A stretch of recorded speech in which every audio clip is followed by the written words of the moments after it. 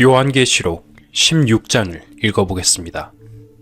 보라, 내가 도적같이 오리니 누구든지 깨어 자기 옷을 지켜 벌거벗고 다니지 아니하며 자기의 부끄러움을 보이지 아니하는 자가 복이 있도다. 인류의 역사를 끝내는 마지막 전쟁인 아마겟돈 전쟁이 절정에 이르렀을 때 예수님이 재림하십니다. 여러분 중에 예수님의 재림을 믿지 않으시는 분이 계실지 모르겠습니다만, 여러분이 안 믿는다고 해서 예수님이 재림을 안 하시는 것은 아닙니다. 구약성경 이사야 7장에 예수님이 처녀의 몸에서 탄생하신다고 기록된 말씀대로 분명히 예수께서는 지금으로부터 2000년 전에 처녀의 몸에서 탄생하셨습니다. 그때 사람들이 보지 않는 가운데 말 구유에서 탄생하셨습니다. 그분이 하나님이시고 하나님의 아들이십니다. 첫 번째 오시는 예수님은 사람의 영혼을 구원하시는 분이시고, 두 번째 재림하시는 예수님은 사탄을 멸망시키고 사탄에게 속한 자를 심판하시고 이 세상의 나머지 사람을 회복시키고 자연계를 완전히 회복시키는 왕이십니다. 예수님을 왜 그리스도라고 부를까요? 그리스도라는 말은 기름 부음 받은 자라는 뜻인데, 구약 성경에는 선지자와 제사장과 왕을 기름을 부어 세웁니다. 예수님은 육신으로 계실 때는 선지자이셨습니다. 부활 승천하셔서 지금은 제사장으로 계십니다. 제사장 다음에 예수님은 왕으로 재림하셔서 이 세상을 1000년간 완전한 평화의 세계를 이룩해서 통치하십니다. 요한계시록 16장을 다시 읽어보겠습니다. 보라, 내가 도적같이 오리니 누구든지 깨어 자기 옷을 지켜 벌거벗고 다니지 아니하며 자기의 부끄러움을 보이지 아니하는 자가 복이 있도다. 여기 나오는 자기 옷은 어떤 옷이라고 했습니까? 내가 여호와로 인하여 크게 기뻐하며 내 영혼이 나의 하나님으로 인하여 즐거워하리니 이는 그가 구원의 옷으로 내게 입히시며 의의 겉옷으로 내게 더하심이 신랑이 사모를 쓰며 신부가 자기 보물로 단장함 같게 하셨습니다. 바로 구원의 옷입니다. 인류의 조상인 아담이 선악을 알게 하는 나무의 실과를 까먹은 후에 자기가 벗었다는 것을 발견했습니다.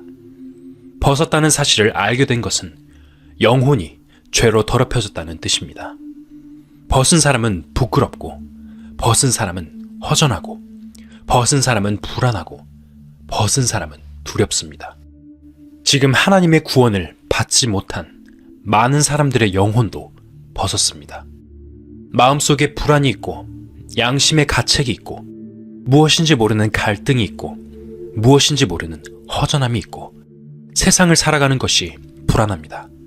왜 그럴까요? 바로 영혼이 벗어있기 때문입니다. 구원의 옷을 입으면 허전함, 불안함, 양심의 부끄러움 등 모든 것이 사라집니다. 구원의 옷을 입지 않고 있는 사람은 예수님이 재림하실 때 그 앞에 설 수 없습니다. 분명히 구원의 옷을 입어야 되는 것입니다. 스가랴 14장을 읽어보겠습니다. 여호와의 날이 이르리라. 그날에 내 재물이 약탈되어 너의 중에서 나누이리라. 내가 열국을 모아 예루살렘과 싸우게 하리니 성읍이 함락되며 가옥이 약탈되며 부녀가 욕을 보며 성읍 백성이 절반이나 사로잡혀 가려니와 남은 백성은 성읍에서 끊쳐지지 아니하리라. 요한계시록 16장에 있는 말씀이 구약에도 나타나 있습니다. 예언의 말씀대로 하나님이 열국을 모아 온 세계를 모아 예루살렘과 싸우게 할 때에는 예루살렘이 다시 한번 멸망합니다. 예루살렘이 멸망하고 가옥이 약탈되고 부녀가 욕을 보며 성읍 백성 반이 사로잡혀 갑니다. 그러나 남은 백성이 있습니다. 남은 백성이 구원을 받게 됩니다. 3절을 보겠습니다. 그때 여호와께서 나가사 그 열국을 치시되 이왕 전쟁날에 싸운 것 같이 하시리라. 여기에 여호와께서 나가사 라는 말이 예수님의 재림을 가리킵니다. 이스라엘 땅에 온 세계 군대가 모여서 아마겟돈 전쟁을 치를 때 예루살렘이 함락됩니다. 그때에 예수님이 재림을 하십니다. 그날에 그의 발이 예루살렘 앞 곧 동편 감람산에 서실 것이요. 예수님이 예루살렘 앞 감람산에 재림하십니다. 그러면 그 전쟁이 다 끝나버립니다. 이것이 세계 역사의 시나리오, 하나님의 시나리오입니다. 하나님을 반대하고 도전하는 사탄의 세력이 이 세상을 완전히 잡고 있는데 결과적으로는 이렇게 됩니다. 이러한 계획이 지금 하나하나 추진되어 가고 있고 거의 완성되어 가고 있는 실정입니다. 여러분들은 현재 이 세상에 되어지는 모든 일의 의미를 잘 모르지만 이 성경을 알고 있으면 그 모든 일들의 의미를 알게 됩니다. 결국은 이렇게 짜여진 하나님의 시나리오대로 이루어지는 것이 이 세상의 역사인 것입니다. 이렇게 해서 인류의 역사는 끝나버립니다. 그렇다고 해서 이 세상에 한 사람도 안 남는 것은 아닙니다. 아직 상당히 많은 사람이 살게 됩니다. 또 내가 하늘이 열린 것을 보니 보라, 백마와 탄자가 있으니 그 이름은 충신과 진실이라. 그가 공의로 심판하며 싸우더라. 그 눈이 불꽃 같고 그 머리에 많은 면류관이 있고 또 이름 쓴 것이 하나가 있으니 자기밖에 아는 자가 없고 또 그가 피 뿌린 옷을 입었는데 그 이름은 하나님의 말씀이라 칭하더라. 하늘에 있는 군대들이 희고 깨끗한 세마포를 입고 백마를 타고 그를 따르더라. 그의 입에서 이한 검이 나오니 그것으로 만국을 치겠고 친히 저희를 철장으로 다스리며 또 친히 하나님 곧 전능하신 이의 맹렬한 진노의 포도주 틀을 밟겠고 그 옷과 그 다리에 이름 쓴 것이 있으니 만왕의 왕이요 만주의 주라 하였더라. 예수님이 재림하시는 모습입니다. 예수님도 백마를 타고 재림하신다고 되어 있습니다. 예수님 혼자만 재림하시는 것이 아니라 하늘에 있는 군대들, 희고 깨끗한 세마포를 입고 백마를 탄 천군 천사들과 함께 오십니다. 그리고 이 세상의 모든 군대를 칩니다. 또 내가 보니 한 천사가 해에 서서 공중에 나는 모든 새를 향하여 큰 음성으로 외쳐가로되 와서 하나님의 큰 잔치에 모여 왕들의 고기와 장군들의 고기와 장사들의 고기와 말들과 그 탄자들의 고기와 자유한 자들이나 종들이나 물온대소하고 모든 자의 고기를 먹으라 하더라. 이 말씀에 보면 아마겟돈으로 전쟁하러 몰려들었던 동방군대나 온 세계 군대가 다 멸망합니다. 사람들은 자기 나름대로 이유가 있어 싸우지만 하나님은 그러한 방법으로 끌어모아 이스라엘 땅에서 전부 심판하시는 것입니다. 후에 새들의 잔치, 독수리의 잔치가 있습니다. 공중에 나는 모든 새를 향하여 큰 음성으로 외쳐가로되 와서 하나님의 큰 잔치에 모여 왕들의 고기와 장군들의 고기와 장사들의 고기와 말들과 그 탄자들의 고기로 많은 독수리들이 잔치를 벌인다는 말입니다. 이스라엘 땅에는 상당히 많은 독수리들이 살고 있다는 이야기를 들었습니다. 이렇게 해서 이 무시무시한 전쟁이 끝납니다. 그 다음 19절을 보겠습니다. 또 내가 보매 그 짐승과 땅의 임금들과 그 군대들이 모여 그 말 탄자와 그의 군대로 더불어 전쟁을 일으키다가 예수님이 재림하시면 서로 싸우던 동방의 군대와 온 세계 군대가 갑자기 감람산에 나타나신 예수님을 공격합니다. 재림하시는 예수님과 천군 천사들의 무리를 공격하기 시작합니다. 그렇지만 당할 수가 있습니까? 20절을 보겠습니다. 짐승이 잡히고 짐승은 세계 지배자인 적그리스도입니다.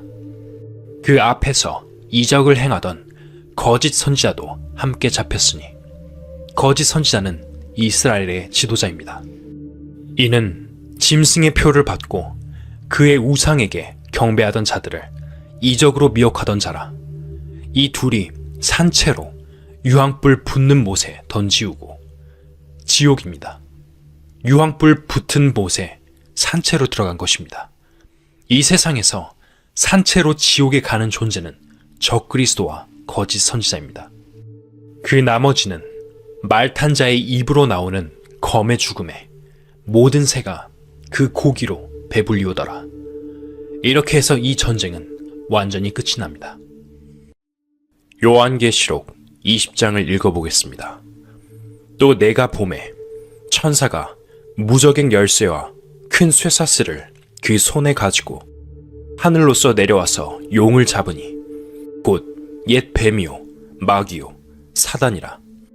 잡아 1000년 동안 결박하여 무저갱에 던져 잠그고 그 위에 임봉하여 1000년이 차도록 다시는 만국을 미혹하지 못하게 하였다가 그 후에는 반드시 잠깐 놓이리라. 역사가 흘러서 7년 환난 기간에 들어서게 됩니다. 그 기간 동안 인류 역사 마지막에 일어날 전쟁, 또 많은 환난, 흉년과 지진 등이 일어납니다.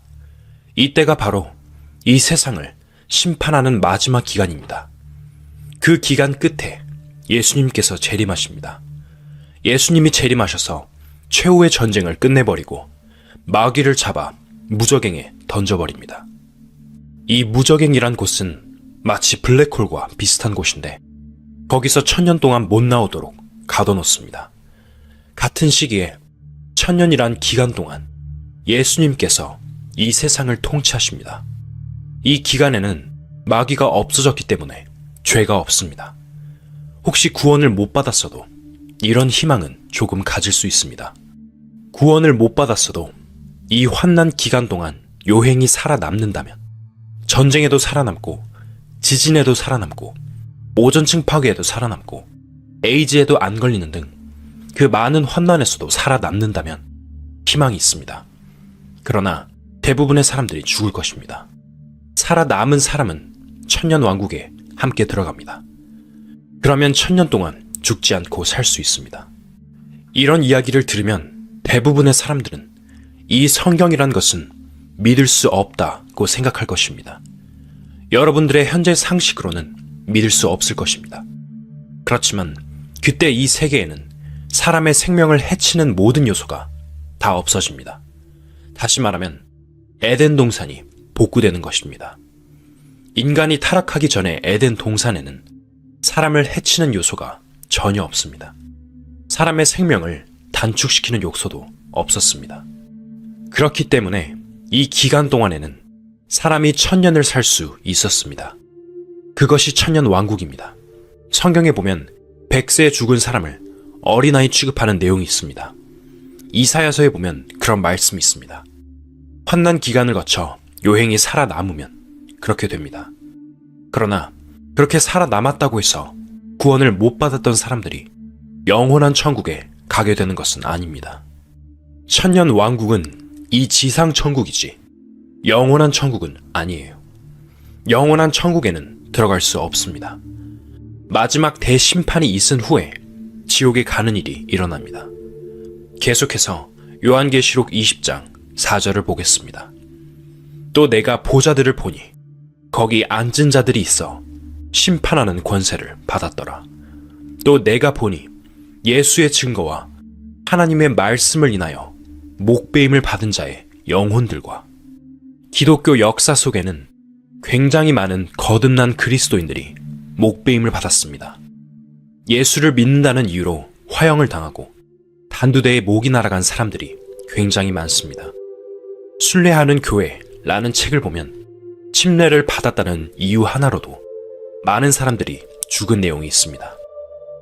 또 짐승과 그의 우상에게 경배하지도 아니하고 이마와 손에 그의 표를 받지도 아니한 자들이 살아서 그리스도로 더불어 1000년 동안 왕노릇하니 예수님이 재림하시는 그 시점에서는 표를 안 받고 죽은 사람들이 전부 다 부활을 해서 예수님과 함께 왕노릇하게 됩니다.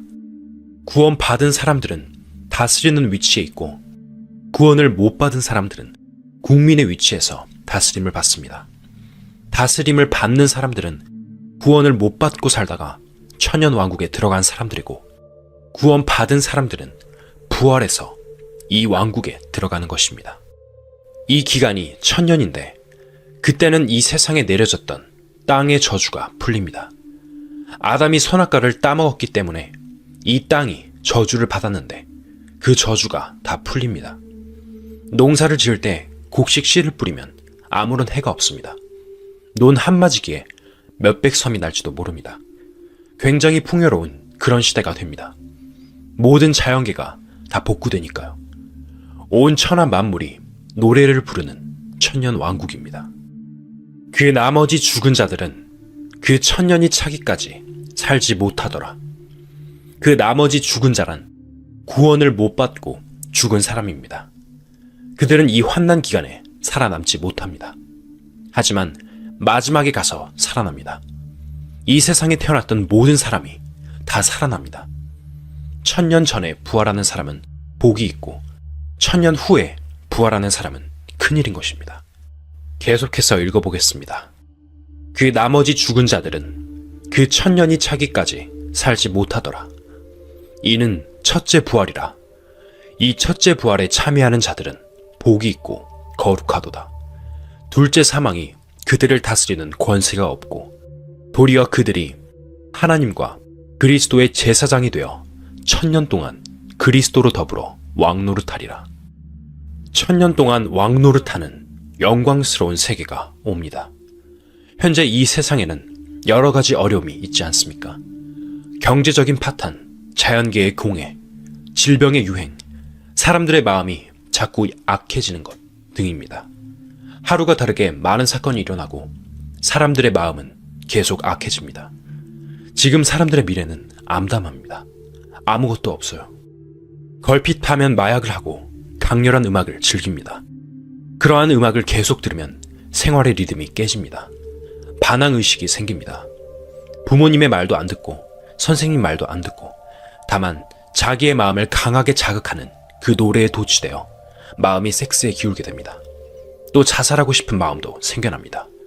염세주의적인 사상도 일어납니다.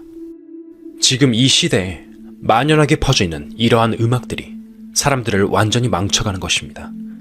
세상이 거의 끝에 와 있다는 징조입니다.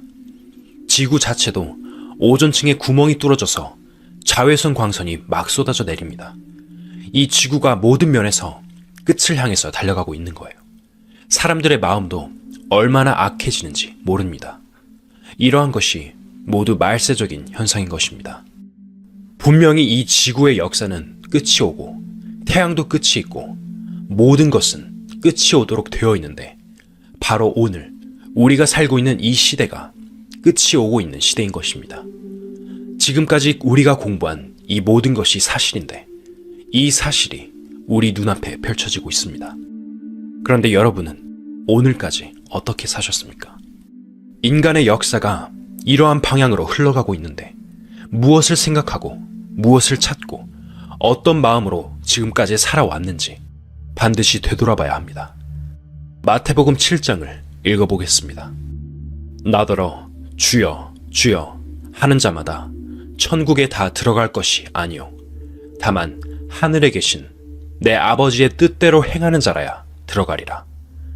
성경 한 구절 읽어보겠습니다. 나더러 주여 주여 하는 자마다 천국에 다 들어갈 것이 아니요 다만 하늘에 계신 내 아버지의 뜻대로 행하는 자라야 들어가리라. 예수님이 하신 말씀입니다. 혹시 여러분 중에 교회를 다니는 분이 계신다면 이 말씀을 숙제로 삼으시고 깊이 생각해 보시기를 바랍니다. 내가 하나님의 뜻대로 행하는 사람인가? 하나님의 뜻대로 행하지 않으면 천국에 못 들어간다고 했는데 나는 어떻게 될 것인가? 사람들은 이런 성경을 읽으면 이것은 나와는 상관이 없다고 하면서 그냥 지나칩니다. 그것은 하나님의 뜻대로 행하는 것이 무엇인지 모르기 때문입니다. 하나님의 뜻대로 행하는 것이 무엇인지 모르니까 행할 수 없습니다. 우리는 성경 말씀에서 이러한 문제가 일어나면 끝까지 캐보아야 됩니다. 어떻게 사는 것이 하나님 뜻대로 행하는 것인지 알아봐야 합니다. 22절을 읽어보겠습니다. 그날에 많은 사람이 나더러 이르되 주여 주여 우리가 주의 이름으로 선지자 노릇하며 주의 이름으로 귀신을 쫓아내며 주의 이름으로 많은 권능을 행치 아니하였나이까 하리니. 여기 보면 그 날에 라는 말이 있습니다. 그 날이 언제일까요? 바로 예수님이 재림하시는 날을 말합니다. 그날 사람들이 예수님 앞에 나타나서 주여, 우리가 주의 이름으로 선지자 노릇하며 라고 합니다. 주의 이름으로 선지자 노릇한다는 것은 이 성경을 들고 설교를 했다는 것입니다. 설교는 하나님의 말씀을 전하는 것입니다. 저도 과거에 거짓 선지자, 위선자였습니다. 주의 이름으로 귀신을 쫓아내며 저도 구원받기 전에 귀신을 2번 쫓아내봤습니다. 대구 근방 경신읍 교회에서 심호할 때인데 처녀가 귀신이 들렸습니다. 그래서 여러 사람을 데리고 갔습니다. 찾아가니까 그 처녀가 귀신이 들려서 별별 허튼 소리를 다 해요. 우리는 둘러앉아서 찬송가를 부르고 기도도 했습니다. 하루쯤 그렇게 하니까 귀신이 간다, 간다, 간다 라고 말했습니다. 안 가면서 간다고 속이는 것입니다. 계속 찬송가를 부르고 기도했더니 3일쯤 지나니까 처녀가 넘어지더니 조용해졌습니다. 귀신이 나갔습니다. 귀신을 쫓아내려면 잠을 안 재우면 됩니다. 정신병자나 뇌에 이상이 있는 사람은 어떻게 해서든 잠을 재워야 하지만 귀신 들린 사람에게는 정반대로 해야 합니다. 잠을 안 재워야 합니다. 잠을 자려고 하면 자꾸 깨워서 재우지 않으면 적어도 일주일 안에는 아무리 독한 귀신이라도 나가버립니다. 그것이 귀신 쫓아내는 방법입니다. 그 후에 어떤 아주머니가 귀신에 들렸는데 또 가서 그렇게 했습니다. 그래서 귀신은 쫓아냈습니다만 저는 그때 구원을 못 받은 사람이었습니다. 구원도 못 받았으면서 귀신을 쫓아냈습니다. 그것이 바로 저였습니다. 주의 이름으로 많은 권능을 행치 아니하였나이까 하리니. 이 말씀은 손을 얹어 기도하면 병이 탁 꺾어져 나가는 것을 가리킵니다. 사람에게는 영, 혼, 육신이 있습니다. 제일 깊은 곳에 영이 있고 그 다음에 혼이, 육신은 제일 밖에 있습니다.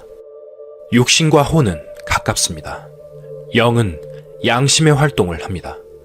육신의 병을 고치려면 혼을 자극시키고 정신을 통일시키면 됩니다. 몇십 년쯤 전에 우리나라에 유리 겔라라는 이스라엘 청년이 와서 텔레비전 방송에 나왔었습니다. 그는 젓가락이나 숟가락을 앞에 놓고 꿰뚫어 보면 자연이 휘어진다고 했습니다. 그때 많은 사람들이 젓가락과 숟가락을 휘었습니다. 그것이 정신 통일에 의한 것입니다. 정신을 통일하면 기적이 일어납니다. 옛날에 스님들이 축지법을 쓴다든지 이상한 무술을 한 것도 정신 통일에 의한 것입니다. 정신을 통일하면 사람의 병을 고칠 수 있는 힘이 나옵니다. 사람들이 산중에 가서 40일 금식 기도를 하면 정신 통일이 이루어져서 어떤 병을 고칠 수 있는 힘이 나옵니다. 그러나 그것은 성령의 일이 아니에요. 그때에 내가 저희에게 밝히 말하되 내가 너희를 도무지 알지 못하니 불법을 행하는 자들아 내게서 떠나가라 하리라. 예수님이 나는 너를 모르겠다. 너는 불법을 행했다. 나를 떠나가라고 하십니다. 그러면 지옥에 갑니다. 우리가 분명히 짚고 넘어갈 것은 성령으로 병을 고칠 수도 있습니다. 성경을 읽고 깨닫게 되면 병이 깨끗하게 낫는 사실이 있습니다. 그것은 성령으로 병을 고치는 것입니다. 그러나 우리가 잘못 알면 아주 이상한 일에 걸릴 가능성이 굉장히 많습니다. 스가랴 14장을 읽어보겠습니다. 그 날에 그의 발이 예루살렘 앞 곧 동편 감람산에 서실 것이요.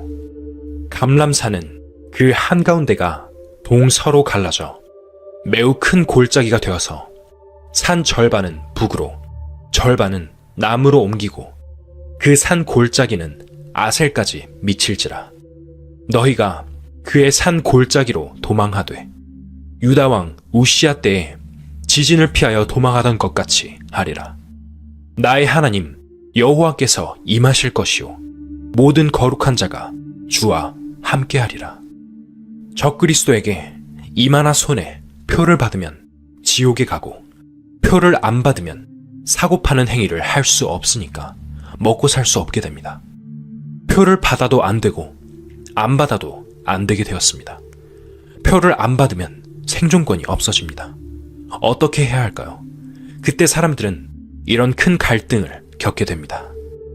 역사가 이렇게 흘러서 세상 마지막 전쟁인 아마겟돈 전쟁이 끝이 나면 그 날에 그의 발이 예루살렘 앞 곧 동편 감람산에 서실 것이요 라는 말씀대로 예수님이 감람산에 재림하십니다. 나의 하나님 여호와께서 임하실 것이요 바로 예수님의 재림입니다. 그 다음에 모든 거룩한 자가 주와 함께하리라 라고 했는데 이 말은 천사들뿐만 아니라 주님이 오실 때 같이 오는 사람들이 있다는 뜻입니다. 예수님이 십자가에 돌아가시고 부활, 승천하셨습니다. 그 다음에 성령이 오셨습니다. 현재 이 세상에는 성령이 계십니다. 성령이 계시기 때문에 사람들이 구원받는 역사가 있습니다. 성령이 없으면 구원을 못 받습니다. 고린도후서 6장 2절에 보라, 지금은 은혜 받을 만한 때요. 보라, 지금은 구원의 날이로다. 하고 나와 있듯이 지금은 구원의 기간입니다. 구원의 기간이 지나고 나면 구원을 못 받습니다. 지금 우리가 살고 있는 이 기간이 구원의 기간인데 이 기간이 끝이 나면 성령이 떠나버립니다. 그리고 나면 적그리스도가 이 세상에 정체를 드러냅니다. 성경 한 구절 읽어보겠습니다. 저는 대적하는 자라 범사에 일컫는 하나님이나 숭배함을 받는 자 위에 뛰어나 자존하여 하나님 성전에 앉아 자기를 보여 하나님이라 하느니라. 앞으로 하나님의 성전에 앉아서 자기를 나타내 보이며 스스로 하나님이라 말하는 자가 바로 적그리스도 666입니다. 6은 사람을 나타내는 수이고 3은 하나님을 나타내는 수인데 6이 3개인 것은 사람이 하나님 노릇한다는 뜻입니다.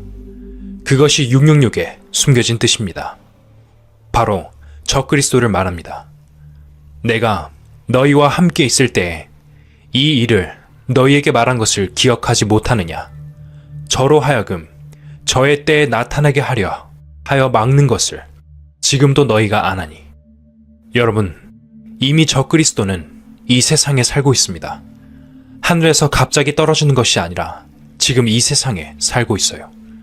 그러나 그가 나타나는 것을 막는 힘이 있기 때문에 지금은 모습을 드러내지 못하고 있습니다. 불법의 비밀이 이미 활동하였으나 지금 막는 자가 있어 그 중에서 옮길 때까지 하리라. 적그리스도를 막고 계시는 분은 바로 성령이십니다. 지금 이 세상에 성령이 계시기 때문에 그가 정체를 드러내지 못하고 있습니다. 성령이 그것을 막고 있습니다. 성령은 하나님을 믿지 않는 사람의 마음에도 영향을 줍니다.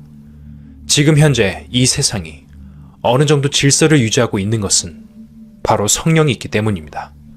성령의 영향이 있기 때문에 양심이 조절되고 있습니다. 그러나 어느 날 성령이 떠나버리면 막는 자가 없어지니까 그때 적그리스도가 나타납니다. 첫째 인을 뗄 때 백마탄 자가 나온다는 것이 그 뜻입니다. 적그리스도가 나와서 성령이 없는 환난의 시대에 접어드는 것입니다. 성령이 없는 시대이기 때문에 환난이 오는 거예요. 이때 사람들의 마음이 극도로 악해집니다. 지금 벌써 마귀가 굉장히 활발하게 활동하고 있습니다. 차츰차츰 이 세상은 악해지고 사람들의 마음도 점점 더 악해지고 있습니다. 그러면서 이 세상에서 영혼이 구원받는 문은 닫히게 됩니다. 많은 사람들이 먹고 마시고 춤추는 쾌락에 완전히 도취되었기 때문에 지금 세상은 이 진리에서 아득히 멀어지고 있습니다. 성경 집회를 해도 과거에는 굉장히 많은 사람들이 모였는데 지금은 잘 모이지 않습니다.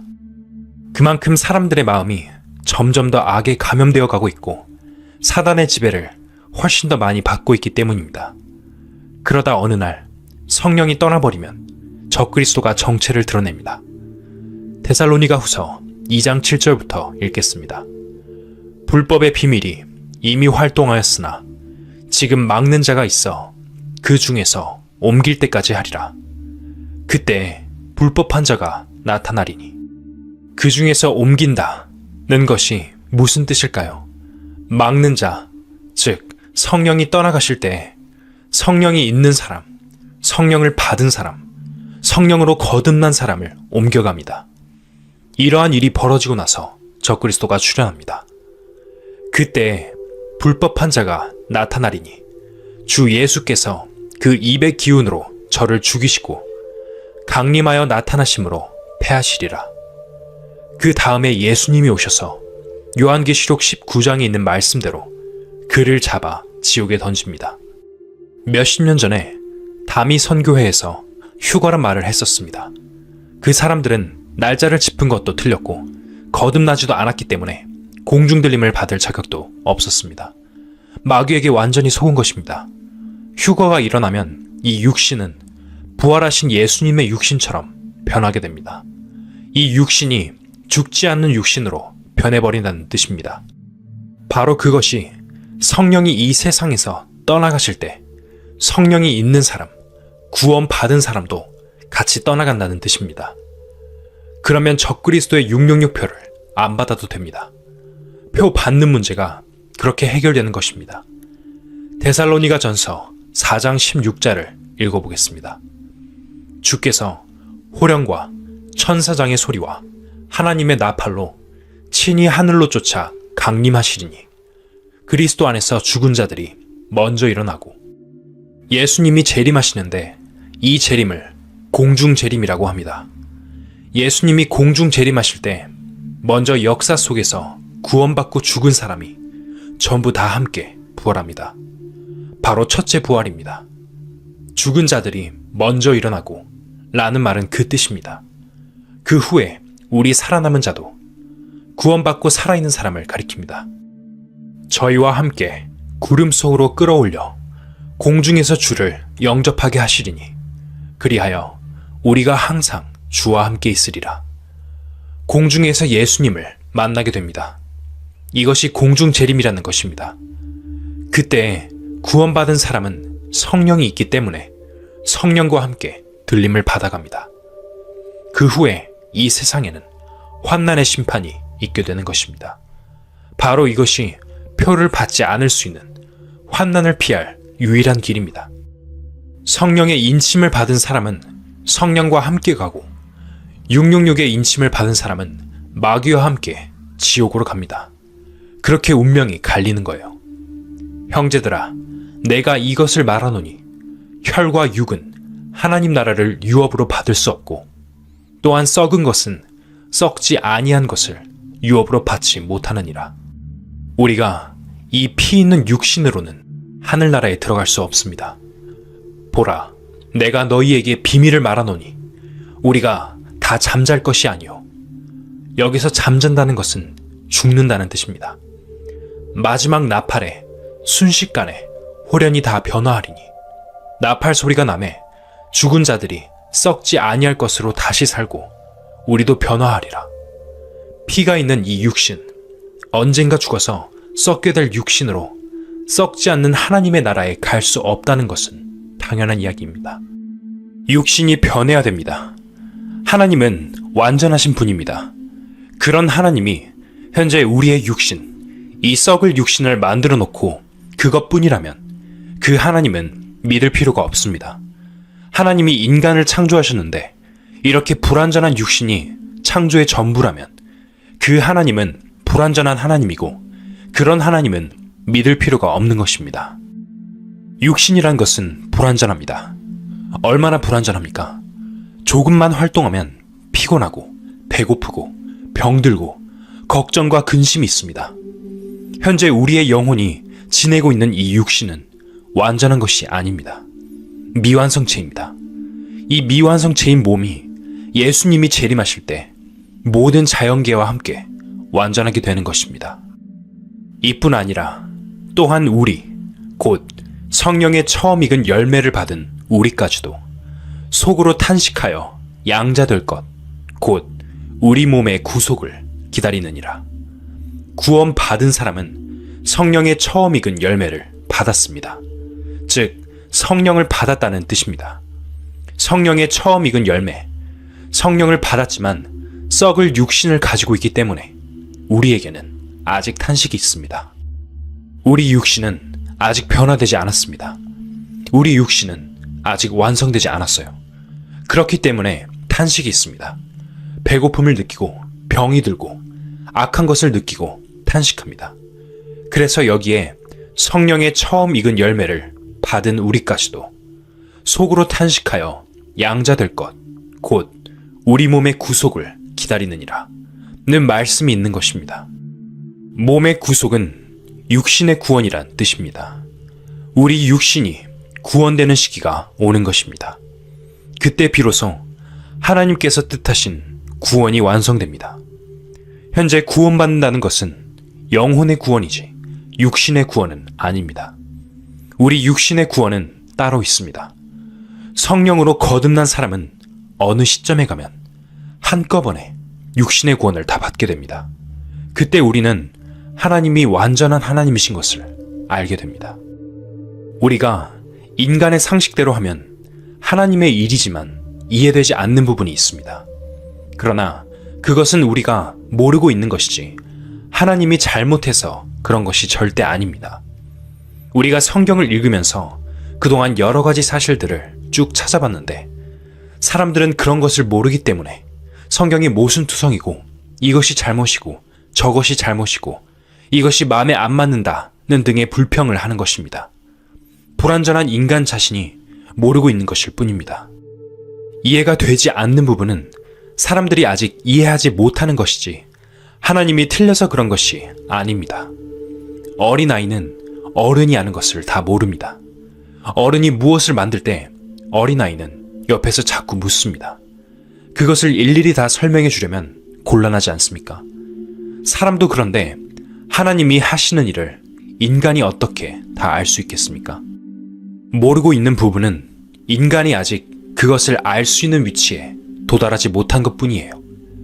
그렇지만 우리가 이제까지 공부한 것을 돌이켜보면 성경에 기록된 것은 모두 사실임을 어느 정도 확인할 수 있지 않았습니까? 과학적으로 세상을 창조했다. 이 역사는 하나님의 계획 속에서 이끌어 가신다. 모든 시나리오를 정해놓고 그 시나리오가 다 이루어지게 하신다. 어느 것의 사실이 아닌 것이 있습니까? 우리 인간의 육신이 완전한 육신으로 변화될 그 날이 바로 주님이 공중 재림하시는 날입니다. 이날 들림을 받고 육신이 변해서 공중에 있습니다. 현재 우리 육신이 제일 불편한 것은 무엇일까요? 시간과 공간 속에 갇혀 있는 것입니다. 공간 속에 갇혔다는 말은 집 안에 있으면 저 밖에서 어떤 일이 일어나는지 모르는 것과 똑같습니다. 공간의 제약을 받기 때문에 또 시간의 제약을 받습니다. 어떤 사람이 자동차를 운전하고 가다가 사고가 나서 죽었다면 그 사람은 10분 전에는 이런 사실이 일어날 것을 전혀 모릅니다. 1분 전에도 알 수 없습니다. 바로 이것이 인간이 시간 속에 갇혀 있다는 뜻입니다. 시간과 공간 안에 갇혀 있는 것이 인간이에요.